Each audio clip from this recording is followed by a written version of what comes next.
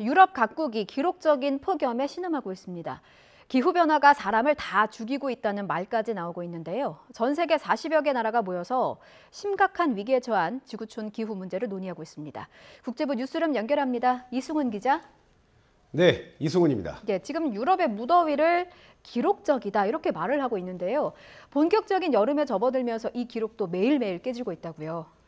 서유럽이 많이 뜨겁기는 합니다. 하지만 이른 여름부터 몰아닥친 유럽의 거센 더위, 이제 거의 유럽 모든 지역의 현상입니다. 프랑스 서부 같은 경우에는요, 한낮 기온이 무려 42도까지 올랐습니다. 지난 1949년 이후에 가장 뜨거운 여름 날씨라고 하네요. 자, 불볕 더위는요, 이제 비교적 선선한 나라 아닙니까? 영국까지 덮쳤습니다. 지금은 한 30도 후반 정도인데요. 그 사상 처음 40도를 넘어설 거다. 그런 예보가 나오고 있습니다. 그래서 공항 활주로가 부풀어서 공항 폐쇄됐다거나 아니면 열차 선로가 뒤틀릴 걱정 때문에 고속철 운행을 중단했다. 그런 소식이 이어지는 겁니다.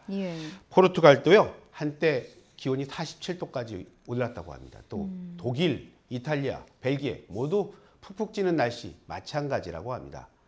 심지어 스위스에도 폭염주의보가 발령됐다고 할 정도니까요. 정말 사람 잡는 더위가 맞는 것 같습니다. 이렇게 날이 덥다는 거는 예년만큼 비가 내리지 않고 있다는 얘기도 되는데 가뭄 역시도 걱정이라고요. 유럽연합 EU죠? 보고서를 냈습니다. 유럽의 절반이 심각한 가뭄을 겪고 있다는 겁니다. 자, EU 집행위의 보고서를 보면요, EU 영토의 46%가 주의보 수준, 그리고 11%가 경보 수준의 가뭄에 노출돼 있습니다. 특히 유럽의 곡창지대라고 할 수 있죠. 지금 보시는 화면입니다. 바로 이탈리아 포강 유역입니다. 이곳이 가장 가뭄이 심각합니다. 쌀농사 많이 짓는 곳이죠. 자, 물 부족 때문에 곡물 수확량 줄어든 것도 걱정이지만요. 유럽들 환경 때문에 석탄 발전도 대신에 수력 발전 택하지 않았습니까? 또 그리고 다른 발전소를 하더라도 이 냉각 시스템이 있는데 이거 물로 식혀야 합니다. 여기에 심각한 영향을 미치고 있습니다. 그래서 페드로 산체스 스페인 총리는 이런 말까지 했습니다. 기후변화가 사람을 죽이고 있다. 생태계와 생물 다양성을 파괴하고 있다. 그런 말까지 했습니다. 영상에 나온 이 타버린 작물 이파리가 좀 마음이 아프네요. 이런 심각한 지구촌 기후 위기에 대응하기 위해서 지금 독일 베를린에 40개국 대표가 모였다고 하죠? 이번 회담의 이름이요, 페터스베르크 기후회의라고 해요.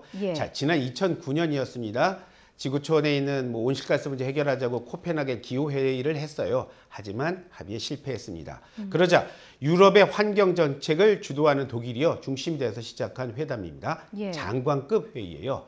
자, 최고 권위의 지구 환경 회의라고 할 수 있는 곳이 바로 이 UN 기후 변화 협약 당사국 총회 아닙니까?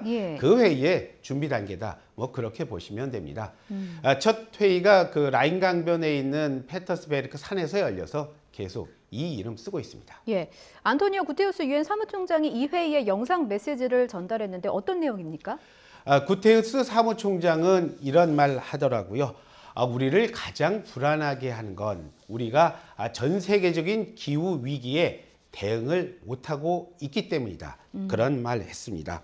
또 우리는 지금 공동 대응이냐 아니냐 또는 집단 자살이냐 둘 가운데 하나를 고를 수도 있다. 그런 말까지 했습니다. 자, 이렇게 심각한 상황을 반영하듯이요, 스페인 총리 그리고 지금 말씀드린 유엔 사무총장 거친 단어들 쓰고 있지 않습니까? 많이 위기다 이렇게 보시면 될 겁니다. 그러면서 사무총장은 이런 말 하더라고요. 각 나라는 지금 책임지기보다는 다른 나라를 향해서 손가락질부터 하고 있다. 주요 7개국 그리고 주요 20개국 먼저 나서달라고 강력하게 주문했습니다. 그럼 이 회의를 항상 개최하는 나라이자 주요 7개국의 당사국인 독일의 총리는 뭐라고 하던가요? 장관급 회담입니다. 말씀대로. 하지만 독일이 호스트이기 때문에 항상 총리가 대표로 참여합니다. 자, 이 자리에서 올라프 숄츠 독일 총리 이런 말 했습니다. 전 세계 화석연료, 특히 석탄 발전이 부활해서는 안 된다. 우리는 석탄, 석유, 가스에서 탈피해야 한다. 원론적인 말이죠. 하지만 뒤에 덧붙인 말이 있습니다. 현재 우크라이나 사태로 석탄 발전 비중이 높아지는 건 일시적인 조치다. 이런 말 했습니다. 석탄 지금 쓰고 있다라는 말이 되겠죠. 예. 두 말이 앞뒤말이 많이 모순이 됩니다. 자, 우크라이나 전쟁의 여파로요. 러시아산 가스 공급의 부족에 시달리고 있는 유럽은요. 그 때문에 지금 닫았던 석탄 발전소 문을 다시 열고 있고요. 심지어 얼마 전에 유럽 의회는 천연가스 그리고 원전에 대해서 녹색 연료란 이름을 붙였습니다. 그 이유에 대한 설명 정도로 저는 들었습니다. 예, 정말 에너지 위기인데 하지만 러시아의 유럽에 대한 에너지 압박은 오늘도 이어지고 있다고요? 러시아 국영 에너지 기업이죠. 가스프롬이 일부 유럽 고객에 대해서 불가항력 선언을 했습니다. 예. 불가항력 선언이 뭔가 찾아봤더니요. 기업끼리 이렇게 무역 거래를 할 때 천재지변 같은 게 있을 수 있지 않습니까? 그랬을 때 뭐 계약 이행 의미 피할 수 있다. 이런 조치라고 합니다. 왜 불가항력인지는 가스프롬 설명하지 않았습니다. 다만 독일로 연결하는 노르트스트림 1 가스관에 대한 불만 정도 때문으로 보이는데요. 뭐 이 가스가 뭐 여러 차례 설명드리지 않았습니까? 러시아와 독일 직접 연결하는 가스관인데 이 가스관 터빈 수리를 캐나다 회사에게 맡겼습니다. 그러자 캐나다 회사는 뭐 경제 제재 있으니까 그 이후로 고친 가스터빈 돌려주지 않았고요. 예. 그러자 러시아는 이제 뭐 이것 때문에 가스 공급 못하겠다, 중단하겠다면서 목리를 부리고 있습니다. 결국 캐나다 이 가스관 터빈 요 하나만 제재 대상에서 빼면서 자존심 구겼습니다. 예. 이렇게 물량이 부족해서 유럽에 천연가스를 공급할 수 없다는 이 회사가 중국에는 역대 최대치의 가스를 공급하고 있다고요? 조금 말이 안 되죠? 예. 자, 그렇습니다. 중국으로 가는 가스관은 시베리아에서 출발합니다. 그래서 가스관 이름 시베리아의 힘이란 이름으로 불립니다. 그런데 이 관을 통해서요. 중국으로 공급하는 천연가스가 하루 기준 역대 최대치를 기록했다는 겁니다. 그랬는지 안 했는지 우리가 알겠습니까? 예. 가스프롬이 직접 텔레그램을 통해서 이렇게 발표를 했어요.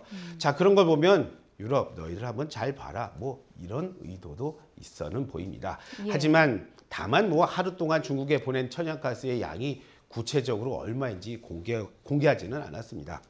자, 우크라이나 전쟁으로 지금 서방으로 가는 석유, 가스, 원자재 수출길 막힌 러시아, 중국 등 다른 나라에게 지금 에너지 수출 아주 싼 값으로 팔겠다고 뭐 열을 올리고 있습니다. 그렇군요. 여기까지 듣겠습니다. 국제부 이승원 기자였습니다. 잘 들었습니다. 네, 감사합니다.